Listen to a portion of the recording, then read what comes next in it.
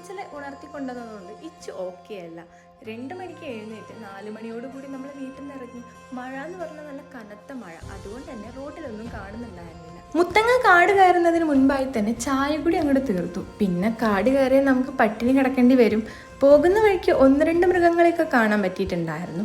അത് കഴിഞ്ഞതാ കർണാടക ബോർഡറും താണ്ടി ഗുണ്ടൽപേട്ടെത്തി. അവിടുത്തെ പൂപ്പാടവും താണ്ടി നേരെ പോയത് ഹിമവത് ഗോപാലസ്വാമി ടെമ്പിളിലാണ്. ബന്ദിപ്പൂർ സ്ഥിതി ചെയ്യുന്ന ഒരു ഹിൽ സ്റ്റേഷനിലാണ് ഈ ഒരു അമ്പലം വരുന്നത്. അവിടുത്തെ ക്ലൈമറ്റാണ് എനിക്ക് ഒത്തിരി ഇഷ്ടപ്പെട്ടത്. ഈ ഒരു ക്ഷേത്രത്തിലേക്ക് സ്വന്തം വാഹനത്തിൽ എത്തിപ്പെടാൻ പറ്റില്ല. അവരനുവദിച്ചിട്ടുള്ള 70 രൂപ ബസ് ചാർജ് വരുന്ന ഈ ഒരു ബസ്സിലാണ് നമ്മൾ യാത്ര ചെയ്തത്. അവിടെ എത്തിക്കഴിഞ്ഞാലുള്ള ഒരു ഫീൽ വേറെ തന്നെയായിരുന്നു. ഇവിടുത്തെ മഴയും കാറ്റും തണുപ്പും എല്ലാം അടിപൊളിയാണ്. ഇവിടുത്തെ കാറ്റിലൊരു പക്ഷേ നമ്മൾ പറന്നു പോകുമെന്ന് വരെ സംശയിച്ചു പോകും. അത്രയും ശക്തമായ കാറ്റായിരുന്നു. പിന്നെ നമ്മൾ അവിടെയൊക്കെ തൊഴുത ശേഷം നേരെ തിരിച്ചു. ബസ്സിൽ വരുമ്പോഴുള്ള വ്യൂ ഒക്കെ ആസ്വദിച്ചിരിക്കുമ്പോഴേക്കും ബസ് ചെറുതായിട്ടൊന്ന് പണി പാളി, ഒരു കുഴിയിൽ വീണുപോയി. പിന്നെ അവിടുന്ന് അതിനെ ഉയർത്തിക്കൊണ്ടുവന്ന് തിരിച്ചു വരുമ്പോഴേക്കും കുറച്ച് സമയം എടുത്തിട്ടുണ്ടായിരുന്നു. അതിൻ്റെ കൂടെ ചെറിയൊരു ചാറ്റൽ മഴയും.